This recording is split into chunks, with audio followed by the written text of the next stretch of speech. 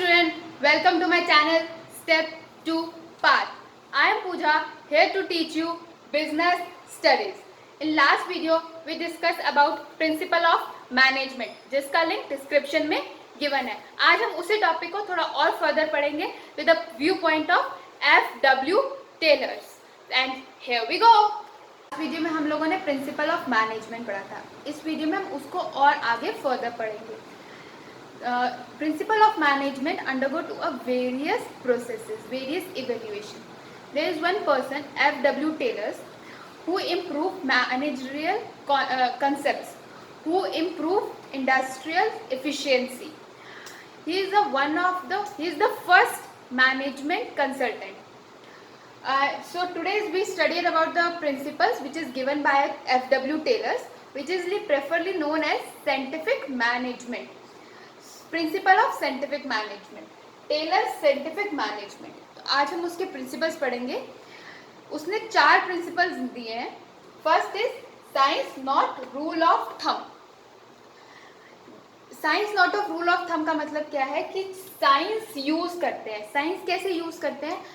Tailors believe करता है कि there is only one best way to get a maximum efficiency of any organisation. So to get that one best efficiency and implement into the entire organization is a science, because this method will be come to the management by various studies, by various evaluation, by various analysis. So that's why that is science, not a rule of thumb. मतलब कोई ज़बरदस्ती नहीं है, rule of thumb नहीं है कि मैं हूँ तो मैं ये काम करूँगा. नहीं, वो बहुत सारे स्टडीज़ और बहुत सारी एनालिसिस से एक मेथड हम लोग निकालते हैं जो कि पूरे ऑर्गेनाइजेशन पे इम्प्लीमेंट होता है, जिससे हमारी एफिशिएंसी है वो इंक्रीज होती है. The second point is harmony not Discord. Harmony मतलब होता है एग्रीमेंट. एग्रीमेंट यहाँ पर एग्रीमेंट किसके बीच में होगा? टॉप मैनेजर, मैनेजर्स और वर्कर्स के बीच में. कि टॉप मैनेजर्स के अपने गोल्स हैं, अपना काम है, मैनेजर का अपना काम है, अपने गोल्स हैं, और वर्कर्स का भी अपना काम है, अपने गोल्स हैं. पर कंपनी का एक ऑब्जेक्टिव है जिसको सब ने मिलकर फुलफिल करना है.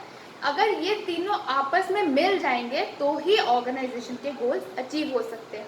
सो this is an agreement to get a maximum efficiency of any organisation. The third point is cooperation not individualism. मतलब इंडिविजुअली कोई पर्सन इसको फुलफिल नहीं कर सकता. इंडिविजुअल कोई पर्सन एक ऑर्गेनाइजेशन में इफेक्टिवनेस से काम नहीं कर सकता. अगर एक पर्सन इफेक्टिवनेस से काम कर रहे हैं और 10 पर्सन नहीं कर रहे हैं तो कंपनी कभी भी अपने ऑब्जेक्टिव्स को फुलफिल नहीं कर पाएगी. सो यहाँ पे कॉपरेशन, सबके भी सब मिलकर ही काम करेंगे तो ही काम अच्छे से हो पाएगा. Development of each and every person to his or her greatest efficiency and prosperity. जो मैनेजमेंट का काम होता है ना, वो एम्प्लॉय के सिलेक्शन से शुरू हो जाता है. जब एम्प्लॉय को सेलेक्ट करना he is also manager art. Her person तो एक ऑर्गेनाइजेशन में सेलेक्ट नहीं होता. उसके कुछ रूल्स एंड रेगुलेशंस पहले मैनेजमेंट सेट करती है कि मुझे इस पोजीशन पे जो पर्सन चाहिए उसमें ये क्वालिटी होनी चाहिए, उसमें ये क्वालिफिकेशन होनी चाहिए, उसका ये एक्सपीरियंस होना चाहिए, etcetera and etcetera. These are the some rules which is form by the top management.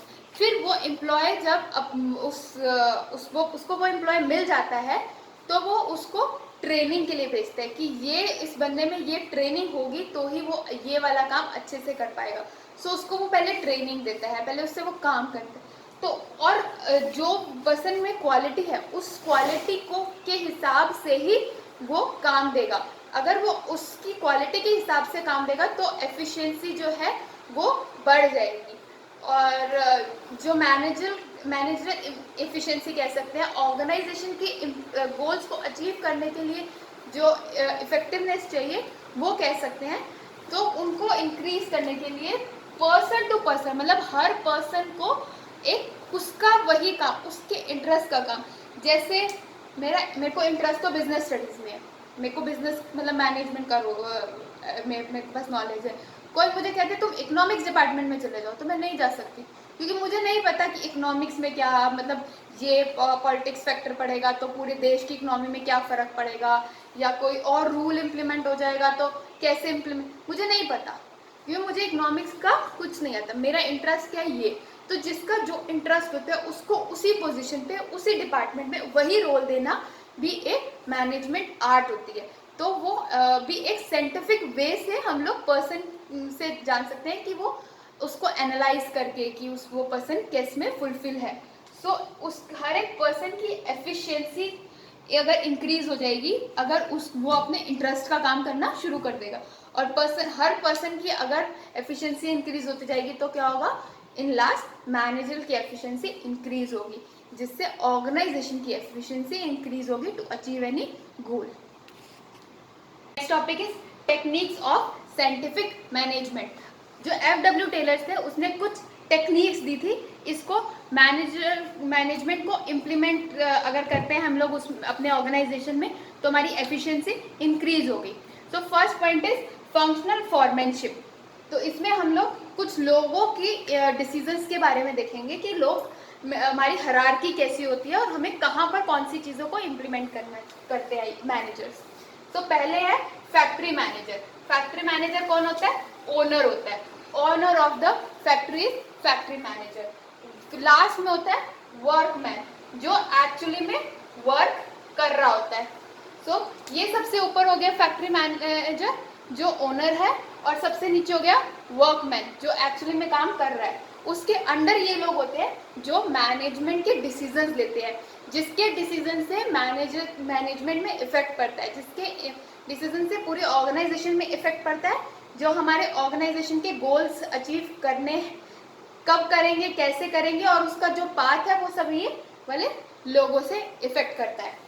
तो फैक्ट्री मैनेजर को हम लोगों ने दो में किया, प्लानिंग इंचार्ज जो प्लान करता है कि काम कब होगा, कैसे होगा, कौन करेगा, और इम्प्लीमेंट कौन करता है, production manager.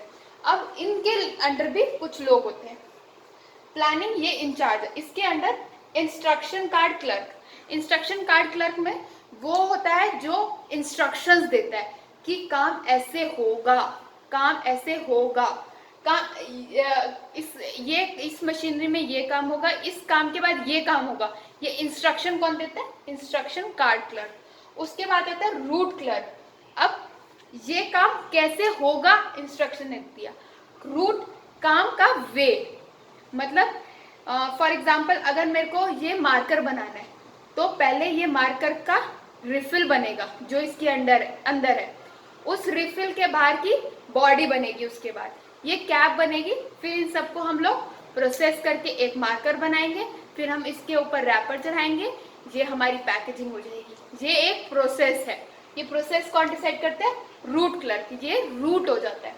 Time and cost clerk, उस काम को करने में कितना स्टैंडर्ड टाइम है। स्टैंडर्ड टाइम क्या होता है, फिक्स टाइम, कि हाँ ये काम करने में हमको पता है एक मार्कर बनाने में 10 मिनट लगते ही लगते हैं, ये स्टैंडर्ड है। अगर हम उससे ज़्यादा लगा रहे हैं तो हमारे काम में कुछ ना कुछ प्रॉब्लम है, हमारे वर्कर्स हैं वो इफेक्टिवली काम नहीं कर रहे हैं। लेकिन अगर 10 मिनट से कम लग रहा है तो हम लोग बहुत इफेक्टिवली काम कर रहे हैं। लेकिन हो सकता है कि हम उस टाइम को कम करने के लिए हमारी कॉस्ट को इंक्रीज कर रहे होंगे।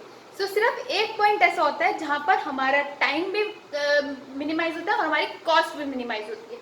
वो जो पॉइंट होता है that was the perfect time और perfect cost to manufacturing a product. तो वो हम लोग ये बनाने में कितना टाइम लगा और कितनी कॉस्ट लगी, ये बनाने में कितना टाइम लगा और कितनी कॉस्ट लगी, ये टाइम और कॉस्ट क्लर्क देखते हैं। ये हमें इंस्ट्रक्ट करते हैं, ये प्लान करते हैं इसको बनाने में कितना टाइम लगना चाहिए और कितनी कॉस्ट लगनी चाहिए। फिर डिसिप्लिनरी, हम लोगों को कंपनीज में जाते हैं तो वहाँ पर एक नोटिस बोर्ड लगा होता है। आप लोगों के स्कूल में, कॉलेजेस में भी वो नोटिस बोर्ड होगा कि these are the rules which are to be followed in a school और अ कॉलेज। तो that was a disciplinary actions कि हाँ यहाँ पर हमें प्रॉपर यूनिफॉर्म पहन के जानी है। हमारे ऑफिसेज में भी होता है कि हमें फॉर्मल्स कपड़े पहनने हैं। स्कूल और कॉलेजेस में तुमने देखा होगा, टीचर्स में कई स्कूलों में होता है कि हमको इंडियन ही पहनना है, साड़ी ही पहननी है, you can't wear a western wear. एक डिसिप्लिन बनता आ रहा है, तो वो डिसिप्लिनरी भी प्लानिंग इंचार्ज के अंडर होता है। अब ये यहाँ पर तो हो गई हमारी प्लानिंग। अब हम बात करेंगे उसको इम्प्लीमेंट करने की, जो कि करता है प्रोडक्शन मैनेजर। प्रोडक्शन मैनेजर के अंडर आते हैं सबसे पहले स्पीड बॉस।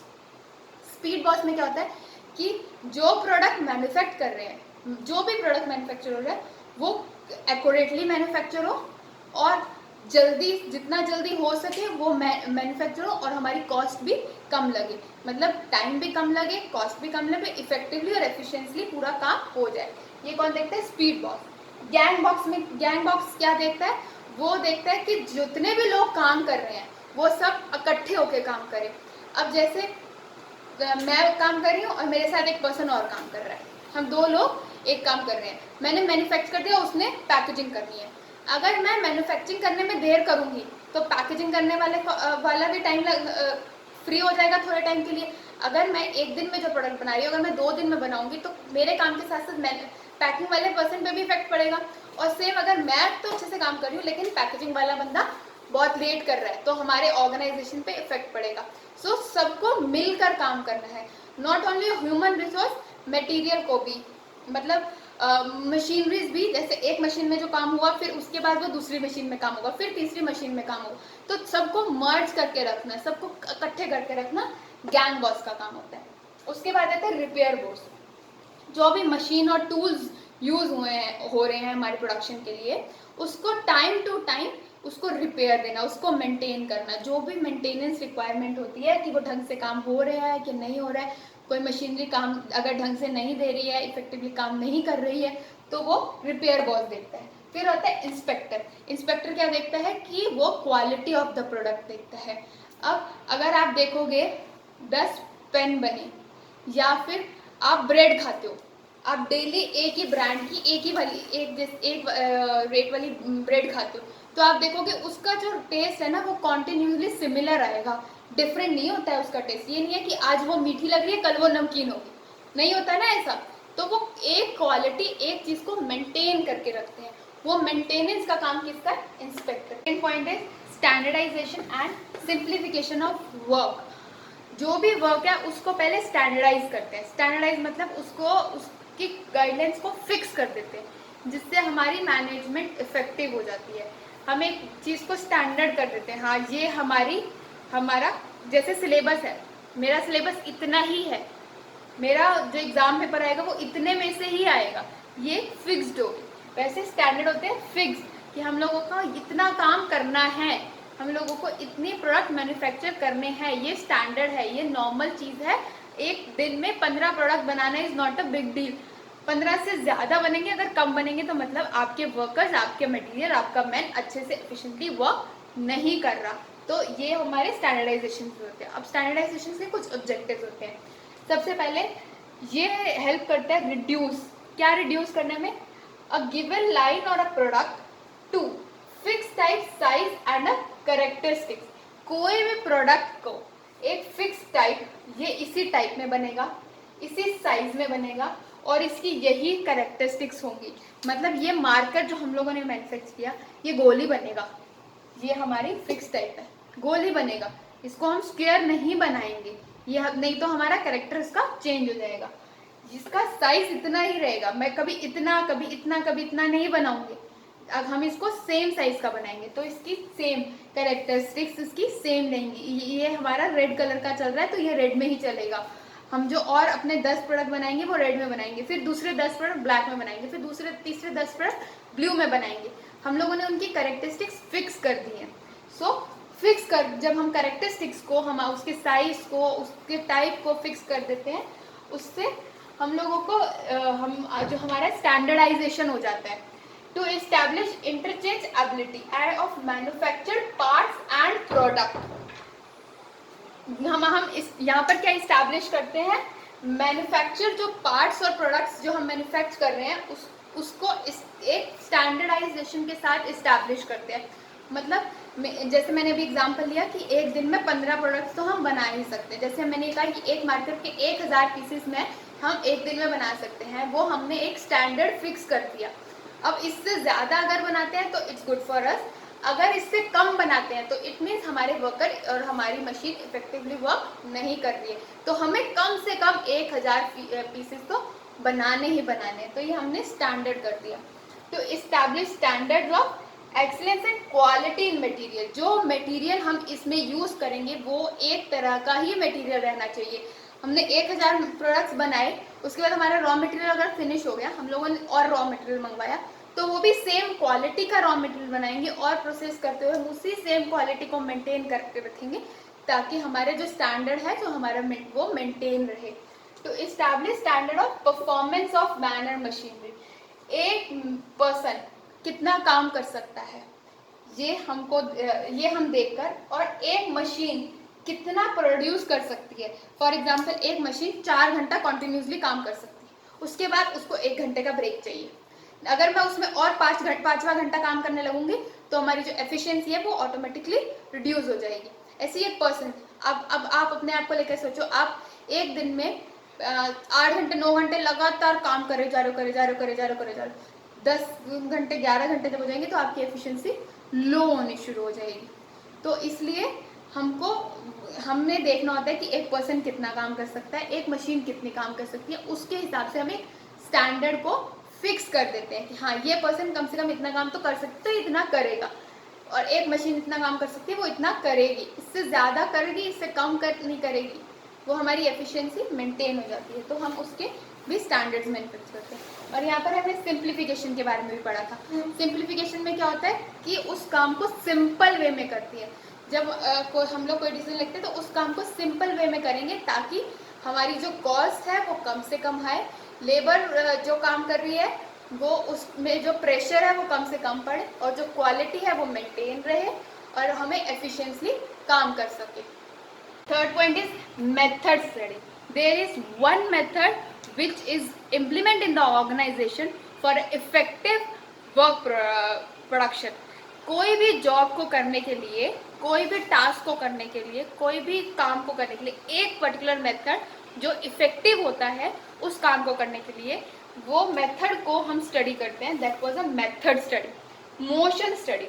अब जब हम लोग जब प्रोडक्शन होती है तो एक जगह से प्रोडक्ट दूसरी जगह जा रहा है, दूसरी जगह से तीसरी जगह जा रहा है। फॉर एग्जाम्पल ऑटोमोटिव इंडस्ट्री, अगर आप लोगों को पता हो तो ऑटोमोटिव इंडस्ट्री, एक कार एक जगह पे मैन्युफैक्चर नहीं होती है, उसके टायर्स कहीं मैन्युफैक्चर होते हैं, उसका दरवाज़ा कहीं होता है, उसका बॉनेट कहीं होता है, सीट्स कहीं होती हैं, कवर कहीं होती हैं, ब्रेक कहीं होती है, फिर एक जगह पे लाकर उसको असेंबल कर दिया जाता है। तो वो कैसे मूव करेगा, एक पार्ट कब कहाँ से कैसे मूव करेगा, दूसरा पार्ट कब कहाँ से कैसे मूव करेगा, फिर पूरी एक कार कहाँ पर असेंबल होएगी, फिर वो कैसे मार्केट में जाएगी। और इवन प्रोडक्शन के टाइम पे भी अगर एक टायर भी मैन्युफैक्चर हो रहा है तो एक जगह रबड़ बन रहा है, फिर रबड़ से वो मशीनरी में जा रहा है, फिर मशीनरी से वो दूसरी मशीनरी में कैसे जाएगा, कहाँ से जाएगा, कितना टाइम लगेगा, वो पूरा लिफ्टिंग ऑफ द वर्क जो भी होगा वो हम लोग मोशन स्टडी में पढ़ते हैं। अब टाइम स्टडी। टाइम स्टडी में क्या पढ़ते हैं हम लोग कि टाइम कितना यूज़ हो रहा है एक टास्क को करने के लिए। एक टायर को बनाने में कितना टाइम लगता है, 10 टायर को बनाने में कितना टाइम लगता है, वो टाइम को स्टैंडर्डाइज करते हैं, वो टाइम को फिक्स करने के लिए हम लोग टाइम स्टडी करते हैं। फिर उसके बाद है फेटिग स्टडी। जैसे मतलब एक पर्सन, जैसे मैंने अब आपको बताया, एक पर्सन बहुत लॉन्ग टाइम तक काम नहीं कर सकता, 7 घंटे 8 घंटे वो काम कर सकता है, 7-8 घंटे बाद उसकी एफिशिएंसी लो होनी शुरू हो जाती है। तो जब हम एक कंपनी में काम कर रहे होते हैं तो हम कॉन्टिन्यूसली 8 घंटे काम नहीं कर सकते, 2 घंटे बाद हमारा बोर होने लग जाएंगे, हमारी एफिशिएंसी लो हो जाएगी, हम एनर्जी के लिए, मोटिवेशन के लिए कुछ चाहिए होता है, तो उनको बीच बीच में रेस्ट टाइम देना होता है। अगर किसी के घर पे कोई कंस्ट्रक्शन चल रही होगी तो अगर आपने देखा हो तो लेबर्स भी प्रॉपर 8 घंटे काम नहीं करते, वो थोड़ी देर काम करते हैं, फिर चाय का ब्रेक ले लेते हैं, फिर थोड़ी देर काम करते हैं, फिर लंच का ब्रेक ले लेते हैं, फिर थोड़ी देर काम करते हैं, फिर से एक टी ब्रेक ले लेते हैं, फिर शाम को 6 बजे चले जाते हैं। तो उनका बीच में भी उन्होंने 3 ब्रेक ले लिया, आधे घंटे के 2 चाय के ब्रेक, 1 घंटे का टी का ब्रेक, 2 घंटे का तो उनका ब्रेक हो गया। लेकिन उनके लिए वो ब्रेक लेना भी बहुत ज़रूरी है, क्योंकि कॉन्टिन्यूसली वो काम करेंगे तो वो काम उतना प्रोडक्टिवली नहीं कर पाएंगे जो वो 8 घंटे में 2 घंटे के ब्रेक में 6 घंटे में कर पाएंगे। तो हमें इसको भी ध्यान रखना पड़ता है। तो next is differential price wage system, piece wage system. इसमें क्या होता है, वेजेस के बारे में बात कर रहे हैं। जैसे एक पर्सन जो काम कर रहा है उसको उसके प्रोपोर्शन में ही वेज मिलेगी। जैसे यहाँ पर हम लोग बात करते हैं, हम अगर हायरार्की की बात करें, मैनेजर है, मैनेजर के अंडर आएगा वर्कर। अब वर्कर की अलग वेज होगी, मैनेजर की अलग होगी। अब वर्कर में भी एक वर्कर है जो सुपरवाइजर है। सुपरवाइजर कौन होगा? जो काम हो रहा होगा ना तो वो उसको देखता है कि काम कैसे हो रहा है, काम सही से कर रहे हैं क्या नहीं। तो इनकी जो वेज होगी वो डिफरेंट होगी और वर्कर्स की डिफरेंट होगी। अब अगर मैं प्रॉपरली ऑर्गेनाइजेशन की बात करूं तो एक मार्केटिंग डिपार्टमेंट होता है जहाँ पर लोग सेल करते हैं, सेलिंग डिपार्टमेंट कह सकते हो आप उसको। सेल्स के लिए कुछ लोग काम करते हैं, मतलब एक प्रोडक्ट को सेल करते हैं।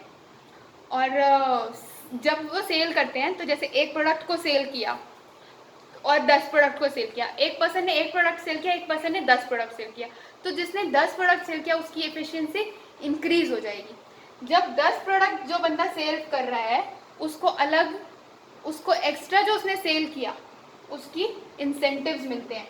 इंसेंटिव्स भी हम लोग कि उसमें कितने उसने एक्स्ट्रा काम किया। जैसे मैंने स्टैंडर्ड कर दिया आपको 100 प्रोडक्ट्स तो मंथ में सेल करने ही करने हैं, इसने 110 कर दिए, इसने 10 प्रोडक्ट एक्स्ट्रा करे। एक ने 99 करे, इसने एक प्रोडक्ट कम किया, तो इसको इतना इंसेंटिव नहीं मिलेगा, इसको 10 प्रोडक्ट का इंसेंटिव मिलेगा। उससे क्या हो गया, मेंटल जो वो लोग सोचते हैं ना कि हाँ मैंने एक्स्ट्रा काम किया है तो उनको एक्स्ट्रा उनका बोनस भी मिल रहा है, तो वो बहुत अच्छे से काम कर पाएंगे, एफिशिएंटली काम कर पाएंगे जब उनको पता है कि उनको ज़्यादा काम करने से उनको ज़्यादा अच्छी सैलरी मिल रही है।